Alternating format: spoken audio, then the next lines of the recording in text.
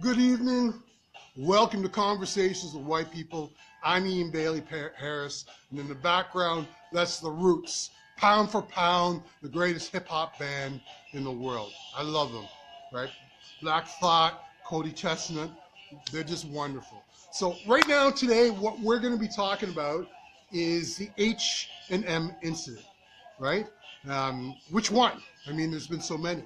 You know that incident where they put a little black boy in a little green hoodie and started talking on the front of his jersey about the monkeys are alive. What was it? The coolest monkey in the jungle. There's so many of these monikers, so many of these statements, so many of these images and narratives that they put out that I start to forget them all. So what these guys actually did is they actually put a little boy, 5 or 6 years old, in front of an ad, right, with a white boy next to him, looking quizzical at him, with a shirt that said, "The coolest monkey in the jungle." So let's talk a little bit about H&M, right? H&M is a European company, and what they're focused on is, I think they're the second or third largest clothing company in the world. And what their focus is on selling Eurocentric clothes to Eurocentric people, or whoever will buy it. They don't care, right? But their vision is Eurocentric. What they focus on is selling colors. They don't care how they do it. They don't care where they do it. They don't care who they use to do it. This is their focus, selling stuff. You know, they sell the souls of our children if they could, and in this case, they try to. So what you've got is H&M is actually pushing out what's been the next step in the long line of negative imagery. Negative imagery of who? Of us, of black people. You know, since time immemorial, what we've seen is corporations, whether the corporate individual, whether it was a plantation owner, whether it's a slave owner, whether it was a small business, it's always about how do we profit from the lives of black people. And we don't care how we do it. Right? So when we see the history of some of these ads, and I'm going to start there, really, that to show you that what happened with H&M isn't unusual. This is routine. It happens all the time. When we look back into time, we can see crazy ads all over the place. And I'm going to give you a little bit of warning, because you're going to see some stuff here that might upset you. Too bad. Good. I hope you feel uncomfortable. So look at this one. Nigger boy tobacco, right? I guess because it's black, nigger boy is going to sell it, right? Nigger makeup. All right, for those who want to be, this is otherwise known as Rachel Dolan's makeup. Nigger makeup, right? So we start to see how some of the black women are projected, how their image are held up to be basic, dumb, and so we have Mammy brand oranges. What does a black woman have to do with oranges, right? Then, for some reason, what we see is there's this constant theme of nigger boy, nigger, nigger, nigger, nigger, nigger, nigger, nigger, nigger. Public Enemy song. I don't care if you're smarter or bigger. I don't want to be called yo nigger. So here's Nigger Boy, right? Again, another product they're selling, right? And we see, and the list goes on and on and on and on, where they depict black people, black children, black women, black men as pickaninnies. Yes, boss. Yeah, I do whatever you say, boss. Right? We're depicted as less than human, right? We're depicted as worthless. Now, we start to see other trends too as well. And in this, look at this picture. So we see a black infant pictured as what? Disposable. Because this is based on the truth. Black children at one time were used as bait for alligators and crocodiles. And they have no fear of showing you this. This is how bold they are. This is how firm and entrenched they are in their privilege. The privilege to what? To feed our children to crocodiles. Right? So we're seeing with H&M, this isn't something that just popped up. This is a long established history of disrespect. Hi, Sophia. Hi, Frederick. Monique, I see you there too as well. Again, back to this pickaninny stuff, right? Back to this concept that black people are simply chattel and we have nothing to offer, right? Again, another picnicky stuff. Eating watermelon, all the stereotypes there, right? Yeah, Ryan, I understand it makes you angry, right? Hi, Darlene, good to see you're in here. And then we get to this sort of blackface, minstrel, ha, cha, cha, cha, cha, cha. You know, this whole type of thing that the only value we have as black people is either being a comical little child, either being like Aunt Jemima in the kitchen making food for white people, or entertaining them. Like, yeah, all that stuff, right? And of course, we're going to get to some of the stuff that you do know well, which is this. Like, look at this. Everybody knows Aunt Jemima. We've all eaten her pancakes. We're all pumped up on her. We grew up on her. But when you look at the history, and I'm going to give you some homework. When you get a chance, Google Aunt Jemima. Google changes and transitions of Aunt Jemima. Because now you see her as this forward-thinking, you know, Mrs. Huxtable type who, you know, has got the nice earrings and a nice little Jerry curl. But they used to have, this is what Aunt Jemima used to look like. And this is how they used to depict black women, right? Not intellectuals, not lawyers, not doctors, not thought leaders, but, everybody's having a lot. Aunt Jemima, I don't even know what that says. But it's about what they need from black people, and that's the image that they put out there. And of course, everybody recognizes this guy, Cream of Wheat, right? And we've seen that left, right, and center, Cream of Wheat. When I grew up, the images that were portrayed onto me were also the images that my classmates and the people in my community espoused onto me. So what you would, if anybody that sort of knows my stories knows that my mother, you know, and family sort of had some issues, and I was raised in childcare, and I was moved to a white community. And in that white community, I was called 2 names more than you could ever imagine, more than my own name. Some people didn't even know my name. It was either nigger or guess what? Buckwheat. Hey, buckwheat, buckwheat, hey, buckwheat, hey, buckwheat. And even today, about 2 months ago, someone called me buckwheat. Can you imagine that? Someone actually calling someone buckwheat. Again, this is the image of the black child as unintellectual, that's pickaninny, basically a slave. Now, if we fast forward, the images haven't changed because there's still images that show black people in a negative light. We look at, for example, we see this image all the time. We see black children as being needy, as being, and you know, they rationalize it by saying things like, you know, these children, we're just trying to help them. And we know that these multinational charity organizations, charitable organizations, primarily fund themselves, right? So what they don't show you is this picture and say these children are hurting, and then show pictures of healthy children as the model. What they do is show this as the example, right? And then as a result, what happens is they make the mass white populace and people indifferent to their suffering. We've seen black children suffering so long in such a degraded state that we just don't care anymore, right? So when we see that stuff, what I'm showing you is a continuity of behaviors with H&M and other Eurocentric businesses, right? And of course, everybody saw this Dove ad, right? I could literally sit here with my mouth closed and show you ad after ad after ad of ways that they've disrespected black women, black men, and the black families all together, right? We remember this ad not too long ago.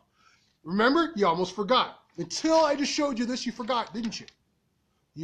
I bet you were all in arms up about H&M, but you forgot about this ad here, right? But then we get something more sinister. How many times have you seen this, right? I don't know who this young man is, right? I purposely just made him nondescript in my own mind. But what happens is that we start to take these images, when black people start getting more power and they start objecting to some of the images in connection to some social policy, like whether it's the stuff that they do, the mass incarcerate us, like through the, 1994 Omnibus Crime Bill, what you start getting is young black men being portrayed as this. This is a thug, right? How many times have we seen a mugshot? It used to be on Google, when you type in 3 black teenagers, you would get mugshots. You would get gang poses. When you typed in 3 white children, what would you get? You get a bunch of blue-eyed, blonde-haired girls playing in the field, right? So what we're trying to do here is give you some awareness that H&M didn't just stumble upon these things, right? The origin of this comes from a time when, from our emergence here in North America, we were here to establish a system of cheap labor, to set up a system of capitalism, right? The original Wall Street. We were here just as with no more regard that you would have for a field hoe or a rake. We were a tool, a beast of burden, so to speak. And in order for us, because we're human beings, we are human beings, right? We're human beings. We know that. They know that. So in order for them to continue to subjugate us to this, what did they have to do?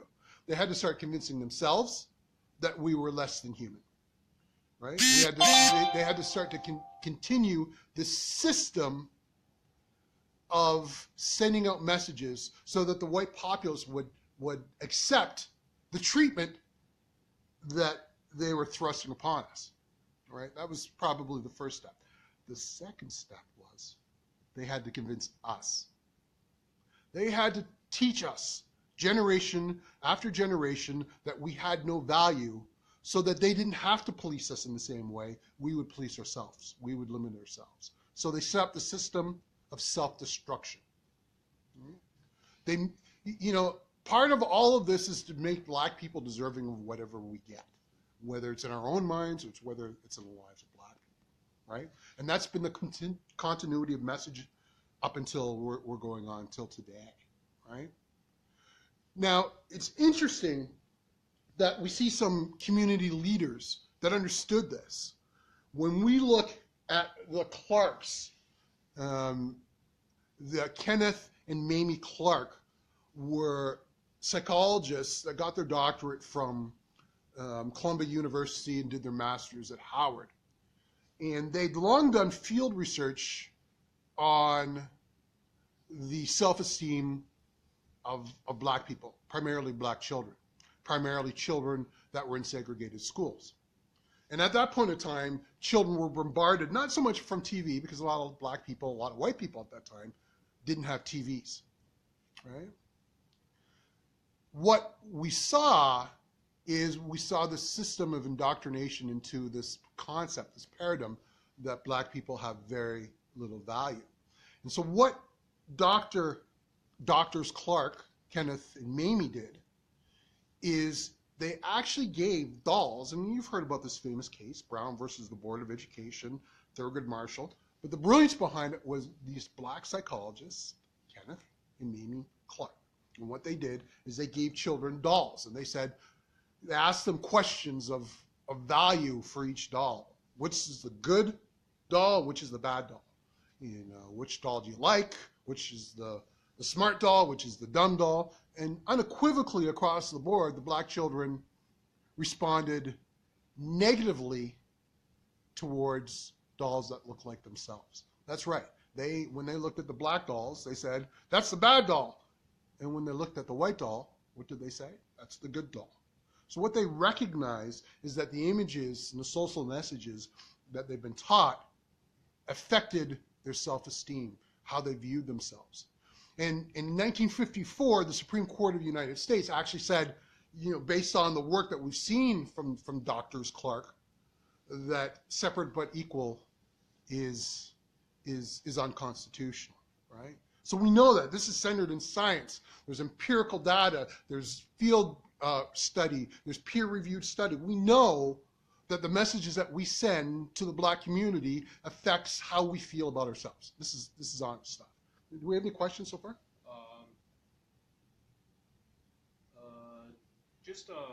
Someone asked you, did you throw hands? I think that was referring to. Oh, did I throw hands? Yeah, I mean, like, what am I going to do? You know, back in the day, you know, just to digress for a second, I can't fight a whole entire town. I was like 5, 6 years old, right? The power is absolute. You know, we like to think, and we we glorify ourselves saying, I wouldn't take that, I wouldn't do this. But the reality is I didn't have much choice as a child. So yeah, what did I throw hands? I'd love to, right? Now, Dre brings up an interesting point. Yeah, they did this study not too long ago, and they found out nothing has changed, right? And we're seeing this across the board. When we look at the studies, they may tell us one thing, but some of the outcomes that we see anecdotally tell us another thing, right? We see some of the outcomes in the Black community as a result of some of this imaging, right? We see the destructive, we see mental illness, we see drug addiction, we see lack of education, we see socially destructive behaviors as a result of the design of sending bad messages out about Black people. So this company isn't alone in all of this stuff. This is part of the mass, and anybody who's been sort of on the tip of conversations with white people, the discussion group, would know, and they've seen this many times before, me talk about the white mass power culture. Right? Well, it's not one individual, so white people who are listening don't get all upset or anything like that. It's about the mass, your group behaviors, the things that you do together. And H&M isn't alone on this, right? There's probably no Fortune 5 company. In fact, I'm going to say this boldly, and I'm going to challenge the group. I don't see a Fortune 500 company that hasn't engaged in behavior detrimental to the lives of Black people, whether it's underpaying them, whether it's not promoting them, whether it's not selecting them in the first place, whether it's not giving back to the communities in which they're driving their revenues from, whether it's just being indifferent with their power and strength. H&M did $40 billion. My goodness, $40 billion in sales last year, right? And what did they do? They couldn't even figure out that perhaps they should have an oversight committee on all of the images that they put out. Perhaps they should employ people of color on the design team, right? On the marketing team, on the management team, right? That's not even part of their focus, right? So the mass white power culture is a system of interconnected systems, power centers, legislative bodies, communicational organizations, financial organizations, educational organizations, political organizations that push out a message, right? They all individual, and this is how you need to look at the white mass power culture, the system of oppression that we see there. As soon as I said white, I dropped three people. I'm going to say Black and probably drop the rest of you. But you have to know that there's centers of excellence. Some are lawyers who, like the folks who are legislative in the group ALEC, right, that are simply there to do nothing more than fight any legislative change. And then there's the financial system folks who are there to make sure that only white people, like with the federal housing acts and policies of the 30s, and redlining to ensure that Black people don't get homes. And then you have their centers of excellence in the educational institutions to guard their sciences, right? The science like eugenics that say that Black people are especially inferior. So what we see across the board are these centers of excellence. All corporately together, what they're designed to do is to keep capitalism alive and allow for the white mass power culture to churn. To keep even the poorer white people in their place, give them some benefits, but not allow them to rise too high, because that's who they use on a daily basis in order to subjugate any empowerment that Black people may have. So we've heard time and time again people talk about how poor white people are struggling too. Absolutely, without a doubt. They're working hard. My friend Donald J. King there is fighting for his children. He's always trying to, do something better for them. I have another friend, James Haney, who just messaged me today, who couldn't be here because he had to go to work. These are all important things to know, right? But they're using those people to play their privileges against exclusion of our own, right? And they use those to our detriment, right? So when we're looking at some of these things, we have to look at what is the system of damages, right? What is really, really happening here? And so when you get time and time again, you endear yourself as a corporation, right? You do all of this branding, and you put out this wonderful product, and black children and white children alike are all excited and they're happy about what's happening. Disney is a great example. I remember 6 o'clock on Sundays, it was Disney, right? I hope it's not a movie this week. I hope it's a cartoon, right? I get all excited about that. And then what comes up is, great, there's a cartoon rabbit, and I'm focused on this cartoon rabbit, but then there's Uncle Remus. Zippity-doo-dah, zippity, my, oh my, I don't even know what my name is. So what they're sending me is a message while I'm hypnotized by this cartoon rabbit that I'm supposed to be sitting there serving white folks, and I can't even read. That's the message that Disney taught me, right? Disney taught me that I serve an elephant by the name of Dumbo. And I can't talk in full sentences. I got to talk in pigeon or crow English that I can't articulate, pronunciate, right? That's what I'm taught. That's what Disney taught me. But then we think, well, maybe you're making too much of it. But even our stalwarts, our centers in these centers of excellence, these characters that we love, that we grew up. Who didn't love Bugs Bunny? Who didn't love Bugs Bunny? Right? Took a left turn at Albuquerque. Well, they took a left turn, all right. Right? These are some of the original images that you see from Bugs Bunny. Bugs playing around, right? Cracking wise, the black savage, doesn't know anything. These are the messages that are being sent out. And then you think, okay, you got Mickey. Power up Mickey, he's black. Or is he really, right? Again, more Disney, right? And we see Mickey even playing games with our minds, right? Some blackface here. Mickey should have known better. Smarten up, Mickey, all right? So then, we even think this guy, Dr. Seuss, whose books were originally to help children that had linguistic problems. The Cat in the Hat, or You're a Mean One, Mr. Grinch, You're such an evil heel. Even Dr. Seuss, that we all grew to love, started his stuff up. This is what he's talking about, right? This is his background. There's more racist stuff. And so then, it doesn't seem like anything's immune. Nothing's immune across the board. Every image, every place I look, we're either thugs, we're denigrated in some way, we have no value whatsoever. Every single place I look, in the history books, it's all about white people. On TV, all I hear is that we're singers and dancers, and that we're simple-minded folk. Even the mofo Smurfs, even the Smurfs have pictured us in a negative fashion, right? So, look, these are cartoons, right? These are cartoons. What does that mean, right? So what if the Smurfs, and I can't believe this, when I saw this, even after all these years of sort of studying this stuff, I knew about Bugs, I knew about Disney, F Disney, but when I saw this today, I couldn't believe it. My mouth just went, even the Smurfs are oppressing black people. That's just crazy. So we think these are just cartoons. They don't mean a lot. I'm going to tell you, in our primary socialization, every single, even from the POTUS, even from the President of the United States, we're going to get there today, right?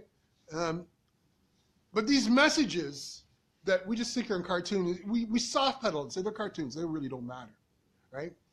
These are just adverts with H&M. They're not important, right? Not important at all. But remember, our societies are set on our children learning essential lessons in our primary socialization. that's anywhere from the time that they're born right up to their 6 or 7 years old, or 10, 11 years old, maybe even longer.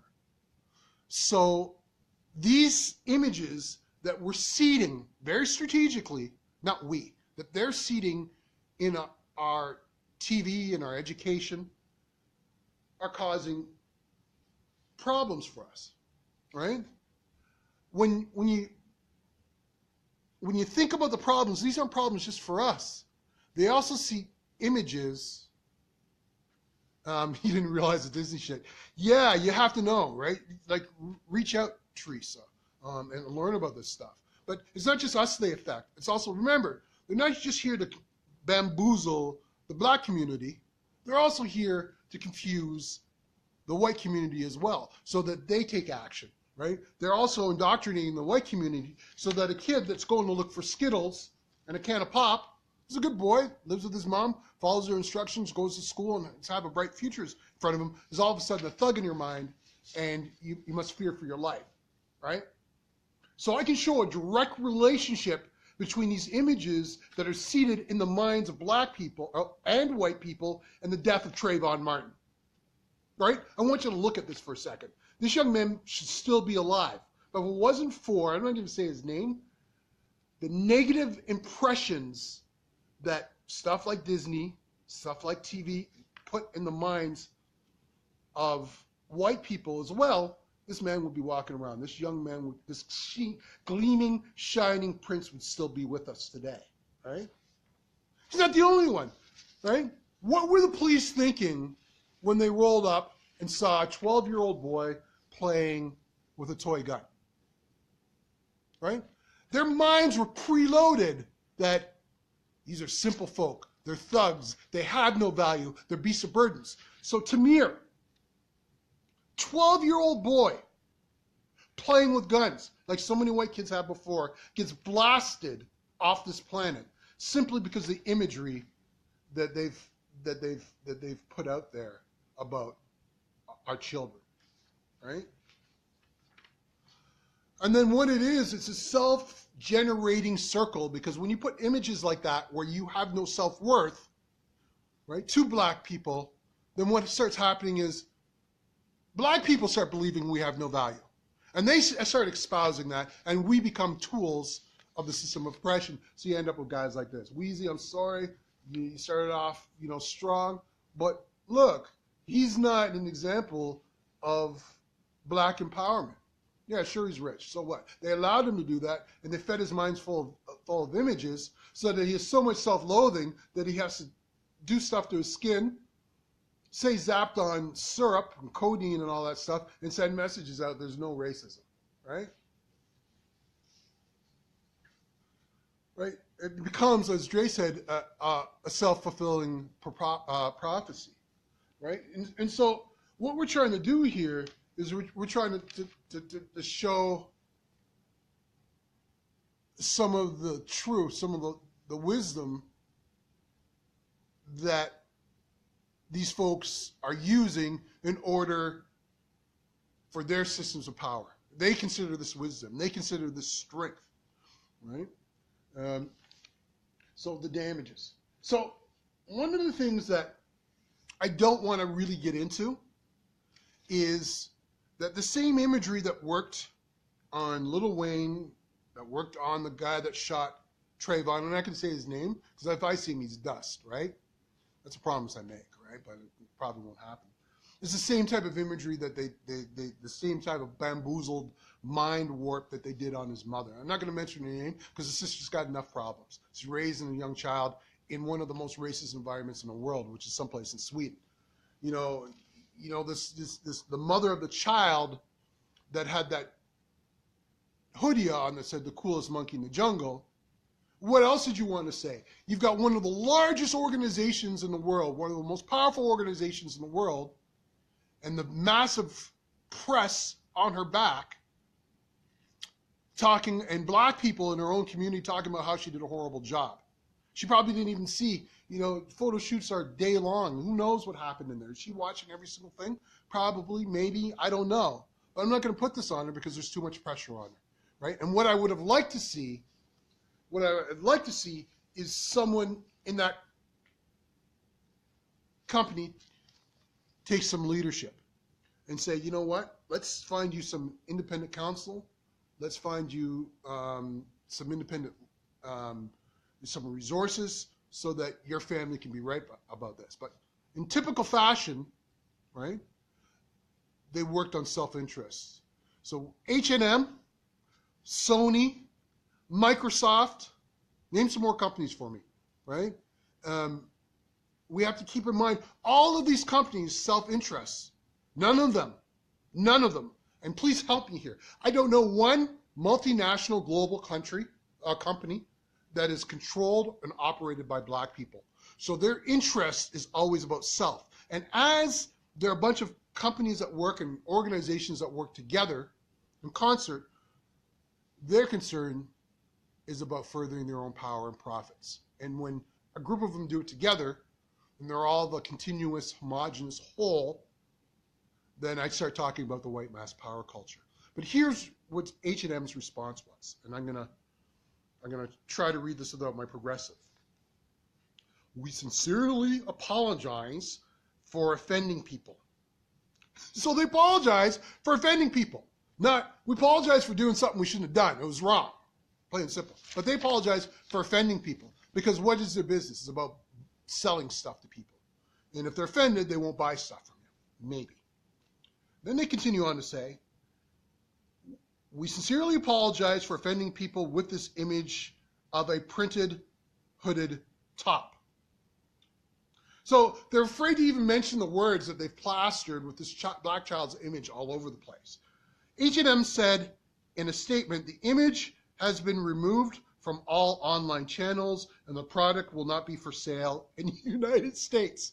So what does that tell you? Is that they're really only concerned because we know what Europe feels about black people in general anyway. So we're going to still continue to sell it. Probably sales even went up for this because all of those Euro parents are going to allow their kids to walk around with the coolest monkey in the jungle, and they're all going to make a big active joke about it, right? So we believe in diversity and inclusion. The issue wasn't diversity. The issue wasn't inclusion. It was about sending a negative message. So they don't even know what they're just saying stuff right now, like they've always said stuff. And in all that we do, and we'll be reviewing our internal policies accordingly to avoid any future issues. So they're not concerned with any community here. They're not like, look, we did something wrong, we screwed up, we should have done better, we're going to get more active involved in the black community, we're going to get more oversight, we're going to get more people involved so that the messages and products that we put out are empowering to everybody. They don't say that. What they just say, we're sorry that you're upset. No ownership, nothing. So this is very, very common. So I don't place anything on this mother. This mother is just struggling. She lives in an all-white dominated community, and she's probably wondering, you know, if I go against one of the largest companies, the third largest clothier in the world, second largest clothier in the world, where am I going to get a job? She's probably thinking about her kid. She's got to do what she's got to do in order to survive. So I'm not even going to get on her about that. What they could have done is corralled her, cherished her, and offered a way for her and the community to reconcile, right? So when we're looking at all this, I have a stinking, sinking suspicion that nothing's going to change.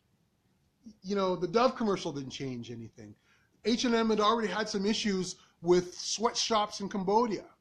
They'd already had some issues with being called for racism and images that they've been putting out. They're not going to change. You guys, when I showed you the Dove stuff earlier on, you forgot about it, right? You forgot about where we were going, right? You forgot about what had happened previously, right? So you're going to forget H&M. Why? Because it's not in your interest to remember. Most of white culture is based on what's good for us today and we'll forget tomorrow, right?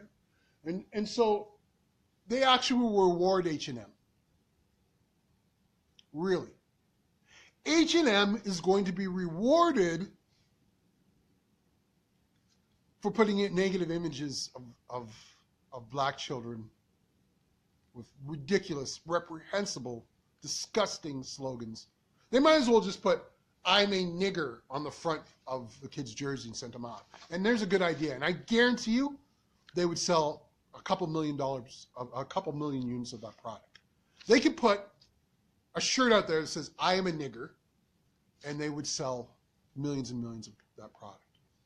Why? Because we all know there's no bad publicity. It's all just publicity. So we know that they're rewarded. They're rewarded for practicing genocide and giving smallpox blankets to Native folks in order to take their land. They're rewarded for, in Asia, using children to work 14-hour days under draconian situations, paying them $1 a month, to sweatshops that also use them as sexual slaves. They're rewarded for all those things. They're rewarded for destroying the environment and the planet we live on. We're done, right? We're done as a species. We're done. At least 4/5 of the people on this planet are going to die out simply because this corporate white greed that's housed in white supremacy gets rewarded for doing the worst things. So what I want to leave you folks with, and before I go there, I want to talk about number 45, this president of the United States, this unpresident of the United States, Donald Trump. And no wonder Donald Trump looks at black countries and calls them shitholes. When he was a kid, because you know that kid, he's not reading books. He's watching cartoons and acting stupid, right? So he's been, the type of white person's been loaded with these negative images of people. We know that he was a slumlord to black people in New York City. We know that he blamed, a bunch of innocent people in Central Park 5, black people for raping a woman, right?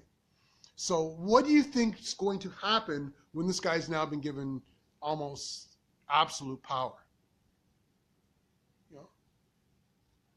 He carries those same prejudicial, biased opinions that the common man or woman does to his role today.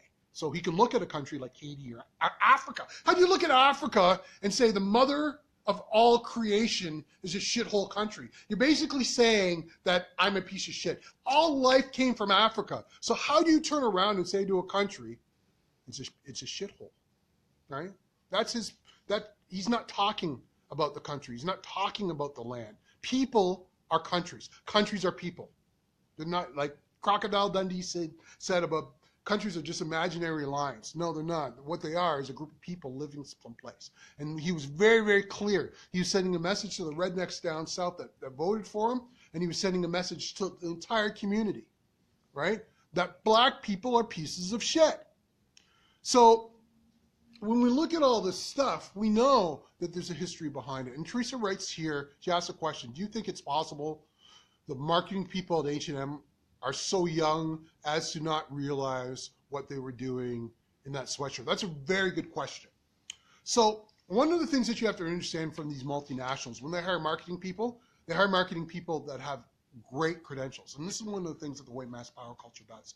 You have to have a BA or a master's. And so one of the things that happens for almost all marketing people is they go through history of art.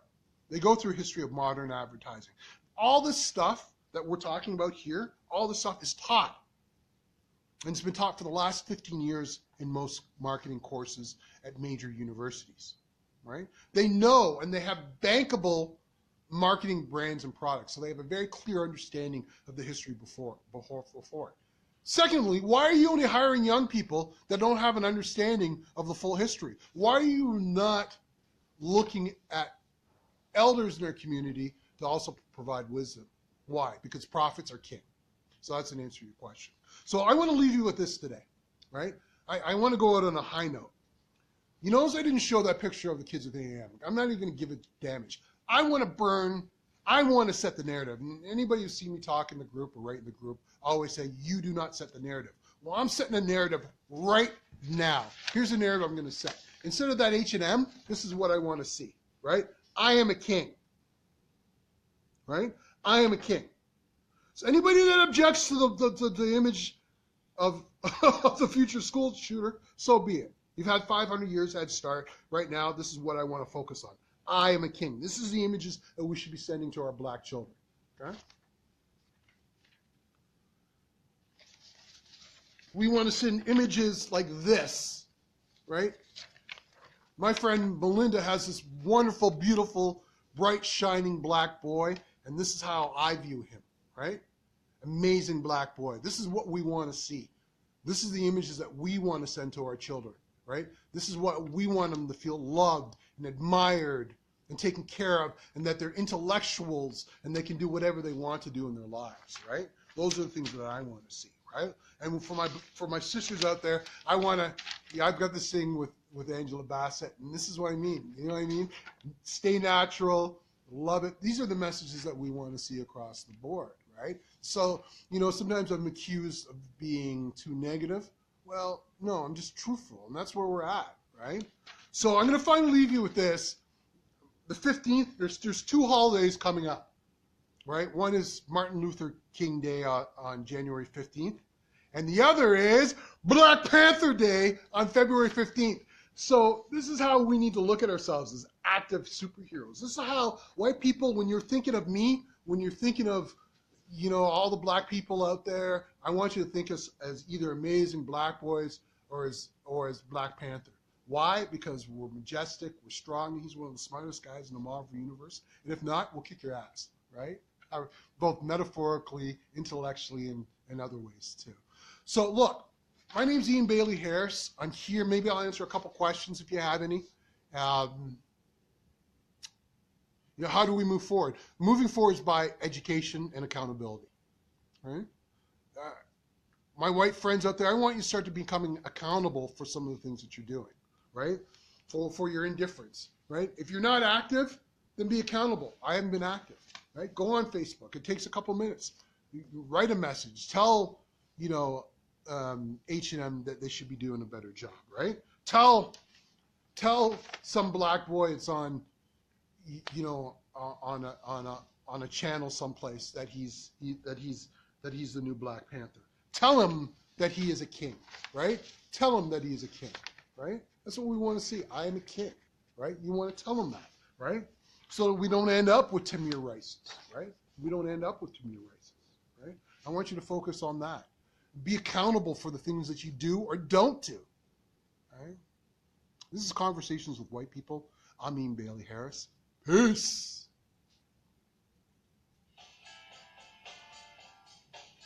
Again, Roots, pound for pound, the greatest hip-hop band in the world. Cody Chestnut.